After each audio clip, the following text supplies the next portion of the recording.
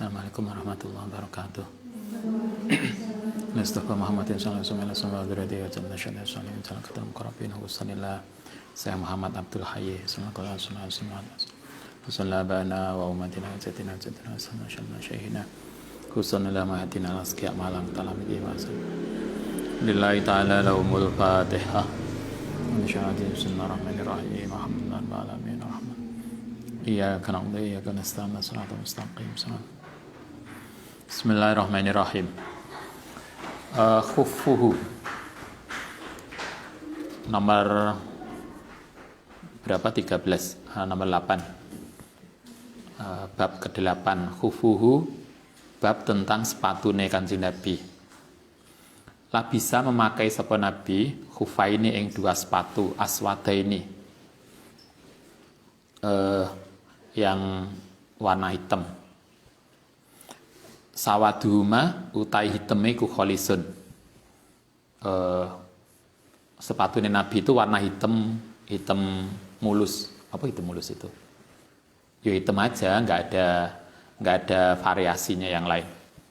Kalau sepatu kita kan hitam juga ya. Sepatu kita itu hitam. Enek sing macam-macam lah. Biasanya perempuan itu kan mulai kerudung sampai sepatu seragam. Kerudungnya kuning, sak sepatunya kuning, sak tase. Yang Ustaz dulu pernah ketemu ada ibu-ibu, emak-emak nganterin anaknya. Mulai kerudungnya sampai tas, sepatu, idep, seragam. Idepnya gak ireng, oren. Nabi itu sepatunya hitam, hitamnya hitam mulus tanpa ada variasinya. Sepatunya Nabi itu min jumlati hidayat Najasi, yaitu hadiah dari orang Najasi. Najasi itu Ethiopia. Nabi pernah mendapatkan hadiah sepatu hitam. Nabi juga pernah dapat hadiah bukan hanya sepatu, pernah dapat hadiah budak perempuan yang kemudian dinikahi oleh Nabi, yaitu Maria Al-Qibtiyah. Itu budak perempuan yang kemudian dinikahi, yang beliau luar biasa cantik menurut riwayatnya Sayyidah Aisyah. Sampai Sayyidah Aisyah itu kan cemburu banget karena salah satu istri Nabi yaitu Maria itu luar biasa cantik, rambutnya keriting dalam riwayat hadisnya. Dan Maria inilah salah satu istri Nabi yang kemudian bisa melahirkan putra selain Khadijah. Yang lain kan nggak punya putra. Nabi itu kan punya putra hanya dari Khadijah dan Maria. Hanya sayangnya putra dari Maria itu wafat sejak kecil, yang bernama Ibrahim. Yang ketika wafatnya Ibrahim inilah muncul gerhana matahari. Itu kan luar biasa. Nabi itu pernah dapat sepatu hitam mulus dari Raja Najasi ilahi maring Nabi. Bahkan alan ono sapa Najasi iku malikan raja kafiron. Nabi itu koleganya tidak hanya sesama muslim. Nabi juga berkolega itu apa? Berhubungan dengan orang non muslim juga. Jadi gak koyo sebagian kita.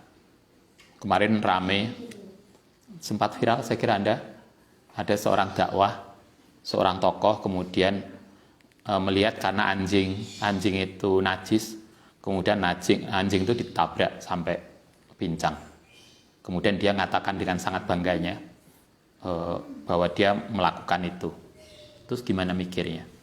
Sesuatu yang bahwa itu najis ya, tapi yang bukan berarti yang najis kemudian bisa dizolimi toh. Bagaimana kita mikir itu sesama makhluk Tuhan, kemudian kita berperilaku dolim. Nabi itu menjalin hubungan bukan hanya sesama muslim, tapi juga orang kafir. Bahkan Nabi menerima hadiah itu. Fatawa doa. Kemudian wudhu sapa Nabi, wa masaha lan musah sapa Nabi alaihi ma ing dalem ing atase khuffaini wa sholalan salat. Coba Nabi menerima sepatu dari kiriman non muslim. Sepatu itu dari kulit. Nabi memakai aja, dipakai, kemudian wudhu, kemudian beliau sholat dengan sepatu yang dari non muslim tadi, dan beliau nggak problem. Mestinya kita begitu. Walam yabhas, dan tidak pernah membahas sapa Nabi hal huma ana ta utawi khufaini, adik nggak boleh rame, tidak keluar kamu itu.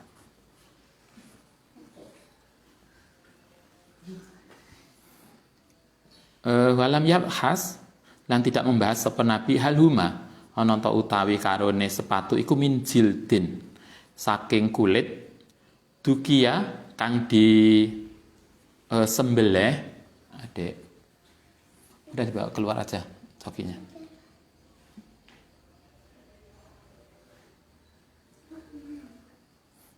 Udah biarin kalau gitu.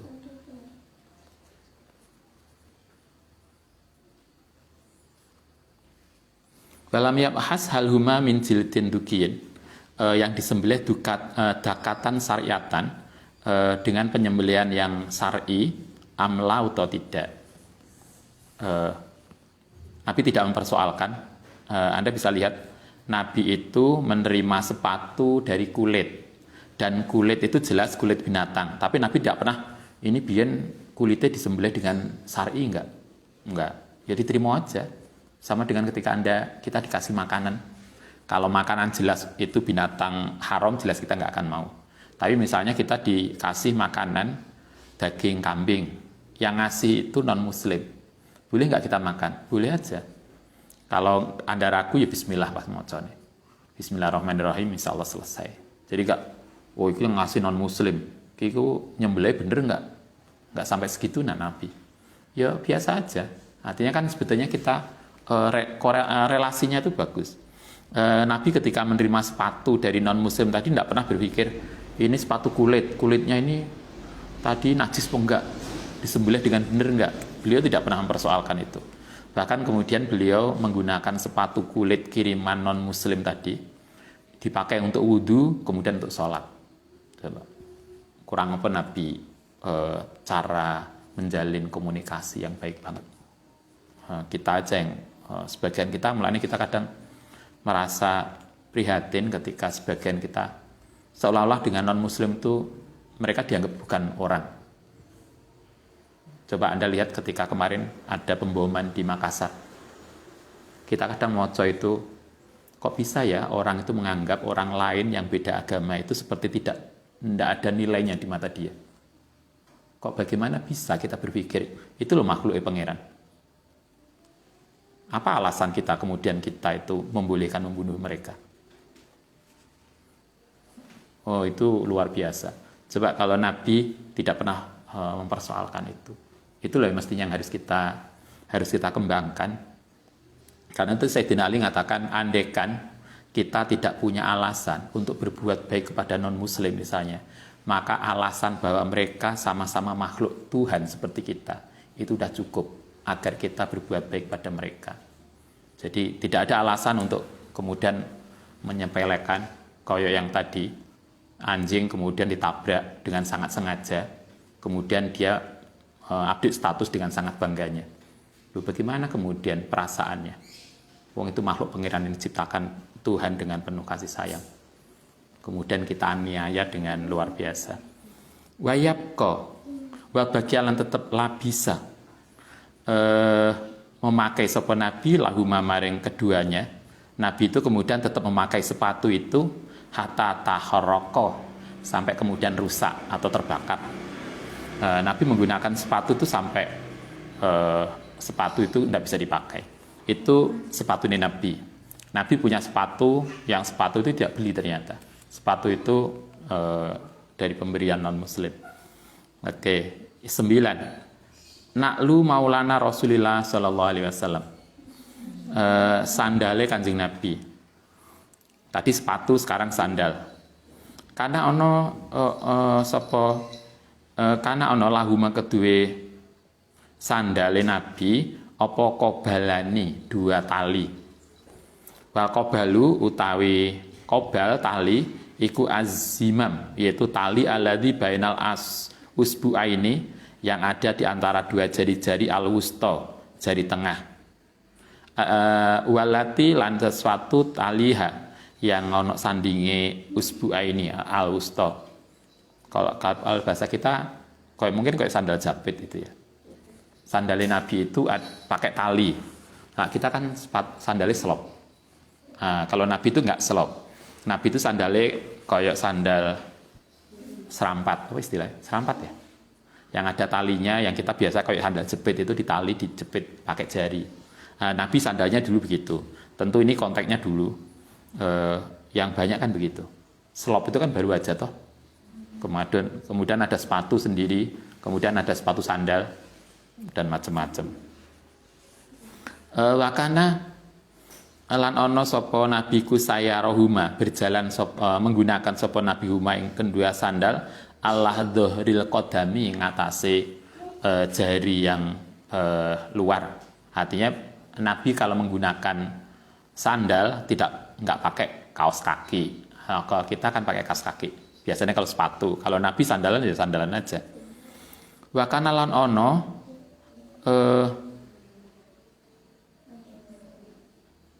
lasakro ora ono bulune aleha ing atase sandal. Sandal itu dari kulit tetapi tidak ada bulunya. Bulunya sudah hilang. Uzila yang telah dihilangkan apa sakrun bitibai. Tiba itu apa? Artinya apa? Disama. Disama itu apa? Lah orang Jawanya mengatakan disama, bukan bahasa Indonesia lah.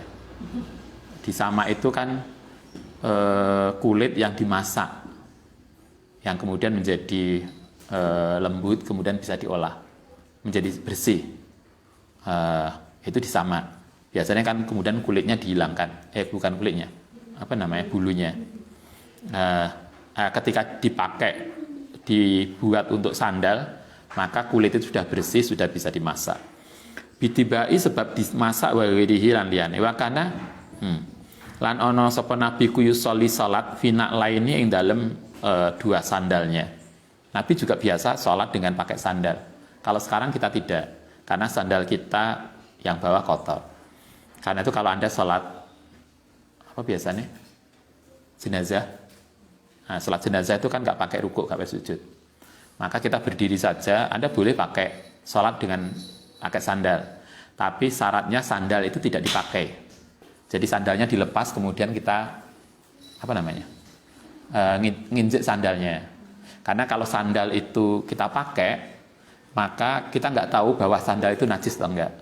Sehingga kalau kita salat itu, misalnya kita salat jenazah di kuburan, kan mungkin toh karena kita belum sempat nyolati, kemudian kadang jenazah tokoh-tokoh tertentu kita bisa nyolati di kuburan, atau kita sholat gaib di kuburan, maka sandal kita lepas, kemudian kita nginjek, sehingga sandal itu bukan menjadi bagian dari kita.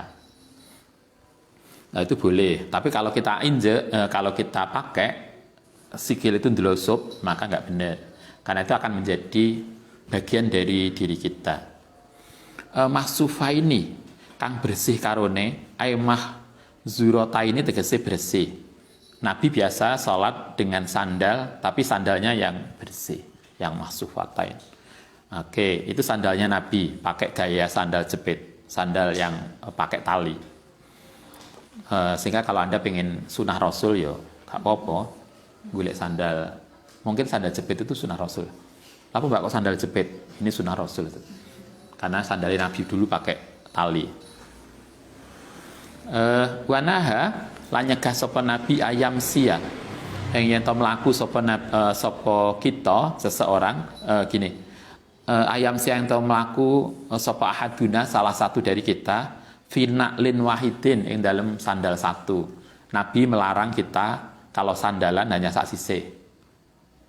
Saya kira gak enak ya kalau sandalan sak sisih, apalagi sandalnya perempuan kan sandalnya dur banget. Biasanya itu pirang senti biasanya? 20 senti ya? Berapa senti Anda? Kanan itu yang tamu siapa itu? Kadang ada yang kita yang Ustadz tuh belum pernah lihat itu Sandal biasanya sandal jinjit itu kan belakang yang tinggi. Yang kita belum pernah lihat tuh yang depan yang tinggi. Mungkin lah, kan perlu tuh modis begitu. Jadi, kalau jinjit belakang itu kan biasa, itu sudah mainstream. Kan kita bisa lakukan sesuatu yang nggak mainstream. Jinjit depan, kita dilarang oleh Nabi memakai sandal hanya sebelah. Kalau pakai sandal keduanya. Kalau nggak pakai sandal, ya nggak pakai sandal keduanya. Sebelah itu nggak nyaman. Nabi melarang itu. Ayam siahaduna finaklin wahidin. Lian alaha supaya nggawe sandal sopo ahad huma ing keduanya jami'an kelawan bareng.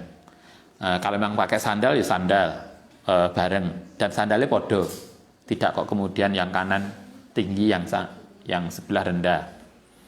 Biasanya sing modis itu warna ya. Kalau biasanya sandal itu kan podo kanan kiri. Suatu ketika kita dulu anak-anak itu modelnya kanan sama kiri itu beda. Pas digone nggone mbae kata mbae, iki kok anek sandal sisian, iki sandalnya sapa? Kok antara kanan dan kiri nggak sama?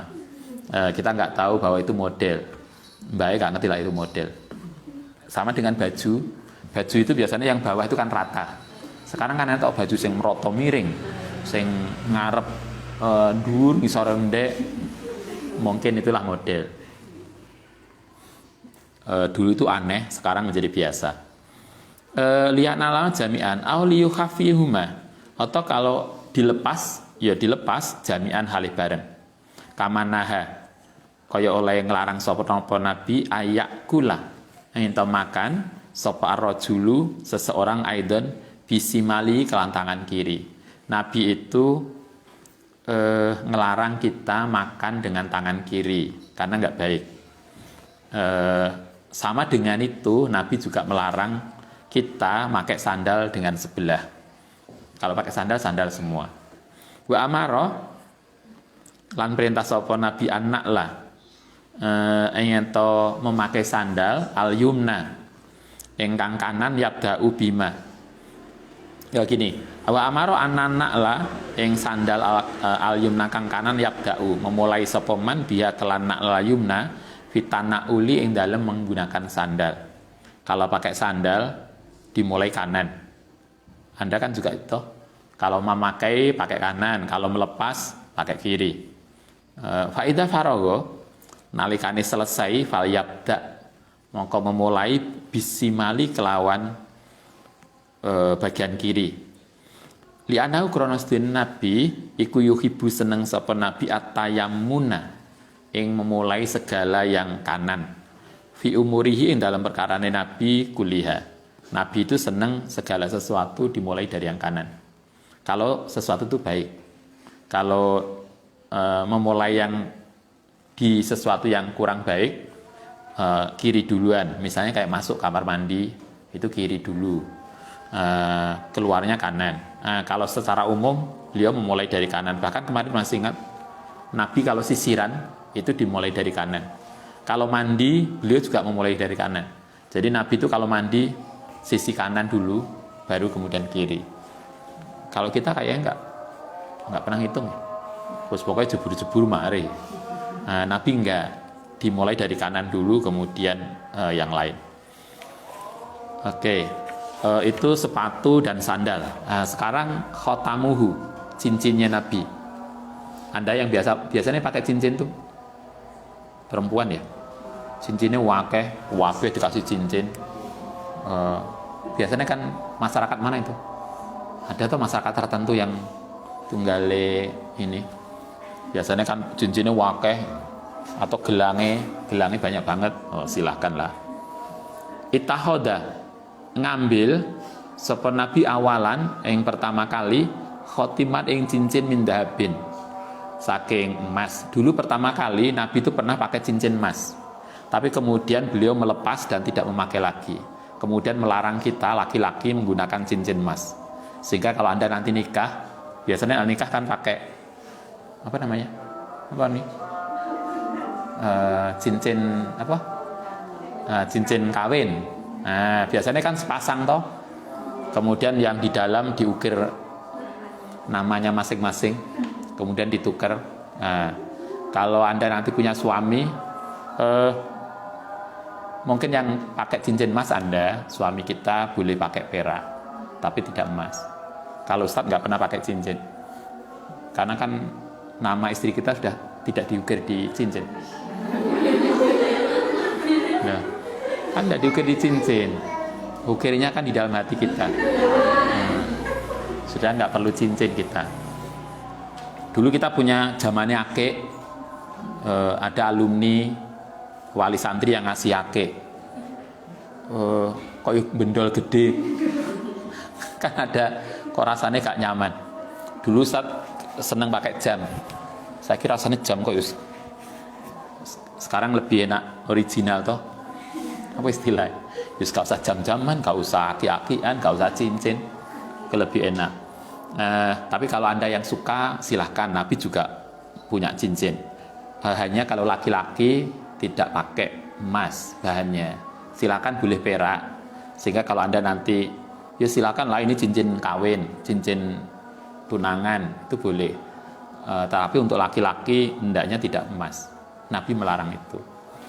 Summa torohahu, kemudian melepaskan sapa Nabi hu ing khotam wanaha, lan melarang an ittihadihi, saking memakai cincin dari emas.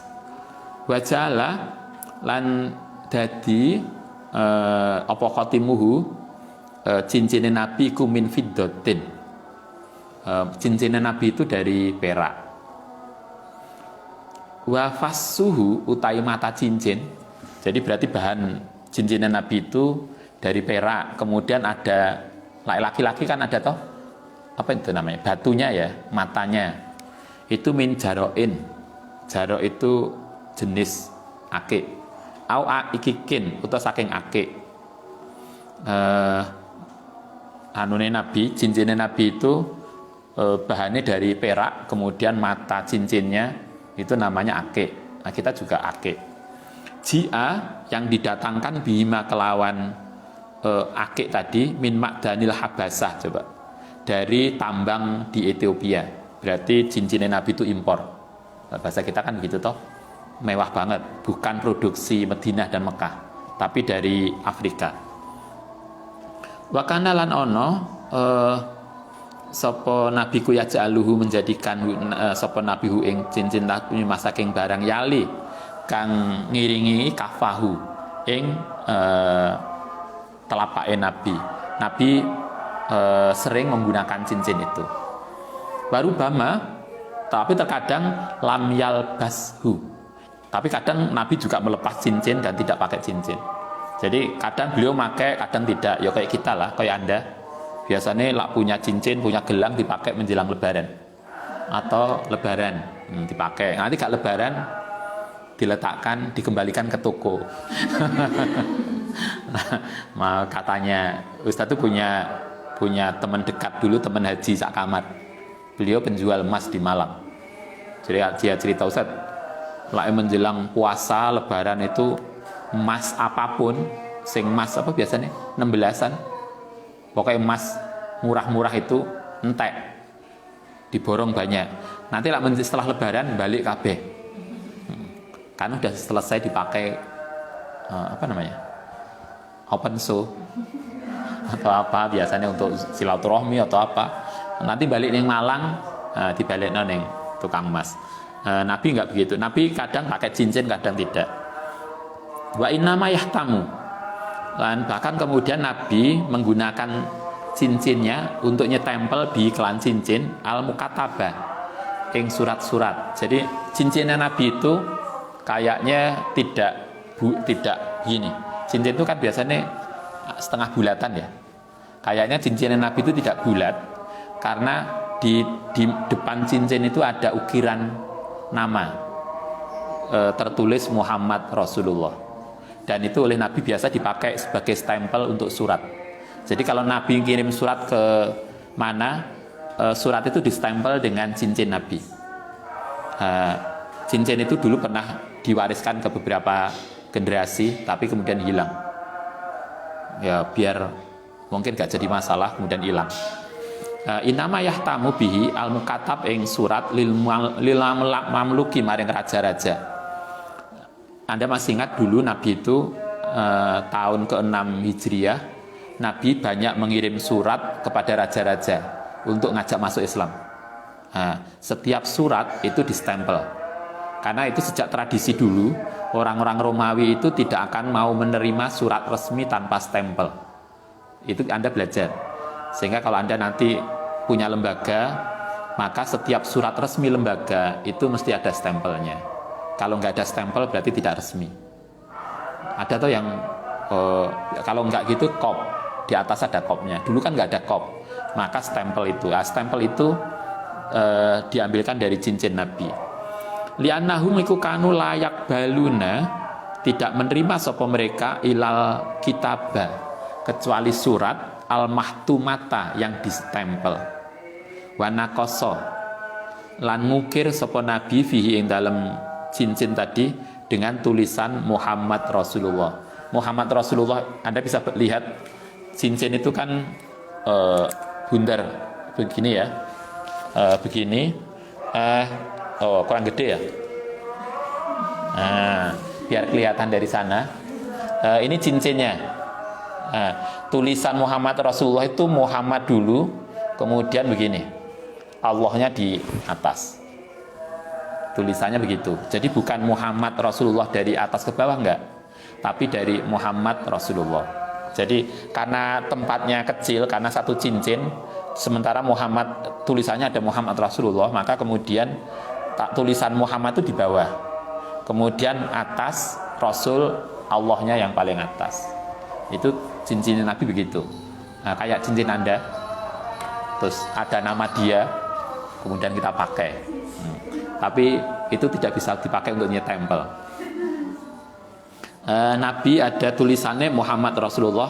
Kulu kalimatin, setiap kalimat iku fisatrin yang dalam garis ala sabilit taroki ngatasi arah naik. Itu tadi Muhammad, ini kan 3 garis berarti. Setiap kalimat 1 garis, Muhammad siji, Rasul siji, Allah siji. Jadi setiap kalimat 1 garis kemudian naik ke atas. Itu maksudnya begitu. Walidzalika karena itu, karena di cincin itu ada tulisannya Muhammad Rasulullah, ada tulisan Allahnya. Karena ana sapa nabi ku idadakhala, nalikane masuk sapa nabi al-kholaa ing toilet nazaahu, maka Nabi setiap masuk toilet cincin itu dilepas. Kenapa dilepas? Karena di cincin itu ada tulisan lafadz Allah. Itu untuk menghargai, etikanya begitu. Wa ahada, setelah Nabi wafat, wa ahadahu lan memakai hu ing cincin ba'dahu setelah Nabi sapa Abu Bakar. Setelah Nabi wafat, cincin itu dipakai Abu Bakar untuk kalau bahasa kita menunjukkan keabsahan Abu Bakar sebagai pengganti Nabi. Suma Umar, kemudian dipakai Umar. Suma Utsman, kemudian dipakai oleh Utsman. Ila an waqa'a, kemudian jatuh min yadi saking tangane Utsman fi bi'ri Urais ing dalam sumur Urais. Kemudian pada masa Utsman, cincin itu jatuh ke sumur, sehingga kemudian hilang sampai sekarang. Kultu matur sapa ingsun fakana, mongko ana fidzalika ing dalam kenapa jatuh, ya mungkin karena itu pestine pangeran. Itulah isyaratun isyarat ila intaqadil amri, maring tercabutnya sesuatu alai ngatasi Kanjeng Nabi. Wadzalika lan, tapi dari situlah tidakul fitani, mulainya fitnah ila qiyamis saati maring dina kiamat. Tapi oke lah, itu ya pastinya hilang. Wallahu a'lam. Wayah tamu lan gawe cincin sapa Nabi fi yaminihi ing dalem tangan kanane Nabi. Nabi itu biasa pakai cincin di dalam tangan kanan, wayasari lan kadang tangan kiri. Jadi pakai cincin itu terserah, boleh kanan boleh kiri. Kalau Anda perempuan semua jari pakai cincin juga nggak apa-apa. Karena ada tuh yang ini artis yang kabeh jarine 10 cincin, kemudian kalungnya cincin zaman akik. Ya, kalau Anda mau ya silakan. kan itu milik-milikmu sendiri, terserah toh. Yo karep-karepnya lah, kanan kiri pakai. Nabi itu kadang pakai cincinnya di kanan, kadang di kiri. Sama dengan kita pakai jam tangan, kadang di tangan, kadang di kiri. Faman sapane wong ro'a yang melihat sapa manhu ing nabi ala halate wasfiha ing atase keadaan. Jadi kadang di kanan, kadang di kiri. Jadi enggak inilah, tidak harus wajib di kiri, enggak, di kanan juga enggak, terserah aja. Oke, itu cincinnya Nabi. Saifuhu, kita satu lagi. Saifuhu, pedangnya Nabi. Wadhir'uhu, lan baju besine Nabi. Wamal furuhu, dan tutup kepalanya Nabi. Nabi itu mempunyai pedang, mempunyai baju besi, mempunyai tutup kepala. Kalau dulu kan ada apa namanya, pasukan zaman biyen, topi baja ya. Nah, Nabi punya itu, punya baju besi, punya pedang. Karena ono lahu kedue Kanjeng Nabi apa asyafun, beberapa pedang. Nabi bukan hanya punya satu, tapi punya beberapa pedang. Artinya punya banyak senjata lah. Yang terkenal adalah Zulfikar. Yang kemudian pedang itu, kalau menurut riwayat kemudian diwariskan ke Ali bin Abi Thalib. Al-Qubdatu utai bagian pegangannya, bagian pegangan pedang itu min fiddatin, dari perak. Berarti bagus banget. Kemarin ada teman yang apa namanya, mameri apa namanya, keris. Kalau Ustadz nggak begitu naksir ngono-ngono kuyen, tapi ada yang suka toh. Dia bilang, Ustadz, ini saya punya keris bagus. Ini dulu saya, apa istilah dia, ngasih, istilahnya kan nggak beli, apa istilahnya, pakai mas kawin, apa namanya, mahar. Dimahari 3 sepeda motor. Ya saya pikir ngapain? Kan ada yang Ustadz tuh suka ngingu binatang-binatang, tapi lah yang mahal ya pikir-pikir. Enak toh sing tuku manuk. Kemarin ada seorang yai punya burung 15 juta mati. Nah Ustaz yo 50.000 iku sakeh. Ngapain kowe timbang telongso. Kan gitu. Yo, punya banyak. Itu paling sing mahal yo 70.000, 100 nggak pernah, 100 untuk telu. Kan. Nah, tapi ada yang suka ya silahkan. Nabi itu punya pedang yang bagian gagang pedangnya itu min fiddatin, dari perak. Wakanat lan ono apa tadi pedang-pedangnya Nabi iku min sun'i Bani Hanifah, yaitu produksi dari Bani Hanifah, berarti dari orang tertentu yang hebat. Wakana lan ono sapa Nabi iku yalbasu, menggunakan sapa Nabi fil harbi ing dalam perang adzir'a, ing baju besi. Nabi kalau perang itu pakai baju besi. Dulu ketika Sayyidina Ali menikah dengan Sayyidah Fatimah, itu baju besinya dijual, laku 400 miskol, dan itu menjadi mas kawin kepada Sayyidah Aisyah, Sayyidah Fatimah. Jadi mas kawinnya gede banget loh. Makanya saya sering bilang, ojo njaluk cuma 50.000, mosok kuliah ngoyo-ngoyo cuma 50.000, ya nambah lah berapa, 55 toh misalnya, tapi yo nggak murah lah. Loh, Sayyidina Ali dengan Sayyidah Fatimah itu semua barang berharganya dijual. Anda bisa lihat dalam sejarahnya. Kalau nggak salah sekitar 400 miskol. 400 miskol itu sekitar 200 gram. Ya masa saiki yo nggak murah. Sak gram piro? 500. Kayak kalau dibuat rata-rata 500 kali 200. Misalnya yo berapa juta itu? Kan yo lumayan. Ketoke yo banyak lah. Nabi begitu. Nabi punya baju besi, kalau beliau perang pakai itu. Wahya iku khilokin, apa namanya, ala hilakin pakaian, yang kemudian dalamnya tentu ada pakaian, kemudian dikasih baju besi, kemudian ditambahi tulbasu yang dipakai opo wakanat. Nabi itu punya dua baju besi, Nabi itu dua. Wakana lan ono sopo baju besi iku ali ngatasé Nabi yauma Uhudin, pasti perang Uhud. Zir'ani, Nabi pas perang Uhud, Anda masih ingat perang Uhud itu Nabi terluka, perang umat Islam kalah. Nabi ketika itu kayaknya sudah punya firasat, sehingga beliau ndobeli baju besinya rangkap dua. Sejak awal kayaknya beliau sudah, biasanya ada toh orang-orang yang punya firasat, tapi karena tidak boleh ngomong, karena itu hak Tuhan, maka kemudian ini, ketika perang Uhud Nabi itu menggunakan baju besinya langsung rangkap dua, bukan satu, sehingga beliau karena sudah punya firasat itu. Ahadin dir'anai qad jama'a, teman-teman langsung bareng no bainahuma, antarane dua baju besi tadi, bi'an la bisa, menggunakan gambar yang gawe sapa Nabi wahidatan ing baju besi yang satu fauqa wahidatin, di atas yang lain, jadi langsung didobel baju besinya. Wala bisa lan kemudian juga memakai sapa Nabi al-maghfar ing tutup kepala, kalau kita apa sekarang, topi baja. Nabi ketika perang Uhud itu wis nggawa senjata, baju besinya rangkap dua, masih ditambah pakai topi baja. Nabi walaupun begitu kan Nabi masih terluka toh, giginya lepas.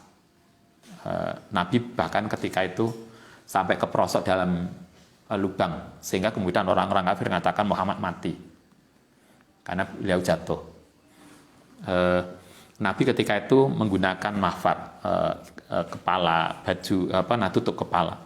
Wa huwa iku malah bisa alal qadri roksi. Jadi mahfar itu adalah topi baja yang dipakai di atas kepala, tahtal kolan suwati. Kalau dulu Nabi itu, kalau Arab dulu menggunakan topi baja kemudian dikasih tali. Kalau sekarang kan kayak helm enek catokane. Kalau dulu langsung ini kemudian dipakai kolan suah. Wadakhala, Nabi juga masuk Makata ing Mekah yaumal fathi, ing dalam pembebasan kota Mekah, wa huwa hale utawi Nabi iku labisun lahu. Nabi menggunakan lahu maring mahfad. Ketika pembebasan kota Mekah Nabi juga menggunakan itu. Artinya di dalam ini beberapa hal yang terkait dengan Nabi. Beberapa benda yang pernah dipakai Nabi, beliau punya senjata, punya peralatan militer, punya stempel yang menjadi kebutuhan surat menyurat secara resmi, dan seterusnya. Oke, besok kita lanjutkan tentang imamatuhu, serbani Nabi. Al-Fatihah.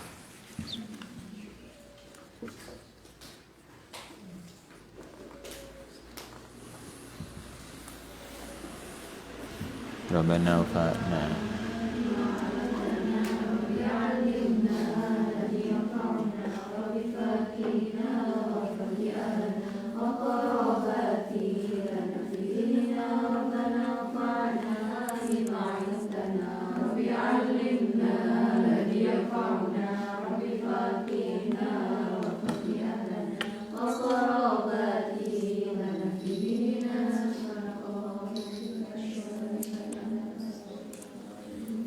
Assalamualaikum warahmatullahi wabarakatuh.